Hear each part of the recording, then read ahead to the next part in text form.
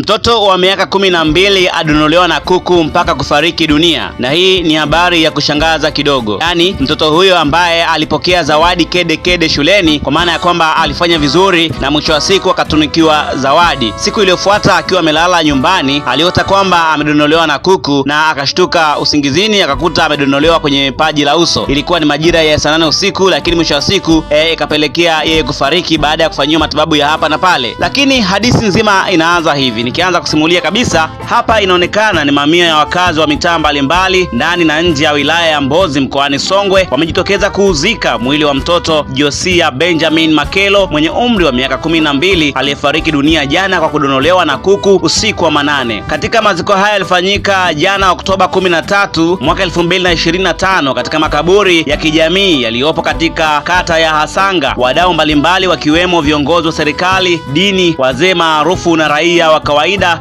walishiriki maziko hayo. Imeelezwa kuwa chanzo cha kifo hicho ni mtoto huyo kudonolewa na kuku mara baada ya kutoka kwenye sherehe za kuhitimu darasa la 7 siku za hivi karibuni, na kusababisha kifo chake baada ya jitihada za matibabu na maombi kuweza kushindikana. Baba mzazi wa mtoto huyo Benjamin Makelo katika maziko hayo alishindwa kujizuia baada ya kushindwa kusimama, akisaidiwa na ndugu kumuinua katika kaburi hilo la mwanaye. Rafael Mtafya, kiongozi wa mtaa na mwimbaji wa kwaya katika kanisa alilokuwa kisali marehemu huyo, amesema kifo hicho kimejawa na mshangao mkubwa kutokana na kudonolewa na kuku usiku wa saa 8. Alisimulia kwamba mtoto huyo alipotoka kupokea zawadi kwenye sherehe hizo za kuhitimu darasa la 7 usiku, wakati amelala aliota ndoto kuwa anadonolewa na kuku, na aliposhtuka alimueleza baba yake juu ya ndoto hiyo. Siku iliyofuata saa 7 usiku alishtuka kitandani baada ya kuku aliyomuota kumjia na kumdonoa katika paji la uso, na ilipofika asubuhi alianza kuugulia maumivu makali. Baada ya maumivu hayo kuzidi, alipelekwa hospitali ya wilaya iliyopo Viwawa na kufanyiwa vipimo ambavyo havikuonesha ugonjwa, na ndipo walipompeleka kanisani kufanyiwa maombezi. Amesema hivyo Mtafya ambaye pia ni balozi wa nyumba 10 katika mtaa huo. Amesema kuwa baada ya homa kuzidi wakampeleka hospitali ya rufaa mkoani Songwe ambako nako vipimo havikuonesha ugonjwa. Aidha, ameeleza kuwa baada ya hapo marehemu alirejeshwa nyumbani na alizidi kuumia huku jicho moja likiziba, na alianza kuharisha mfululizo, na ilipofika usiku wa saa 8 ya kuamkia jana alifariki dunia na amezikwa siku ya jana, na amezikwa siku ya leo, kwa maana ya kwamba ilikuwa ni jana. Na hapa anasimulia sasa shemasi. Mimi ni shemasi wa kanisa na ni balozi wa mtaa shina namba 2. Baba watoto ni mwalimu wa Sunday. Mtoto alikuwa mwimbaji na mwenye kuijua vyema Biblia. Tulijaribu kumwombea lakini ilishindikana. Kifo chake kimewashangaza wengi.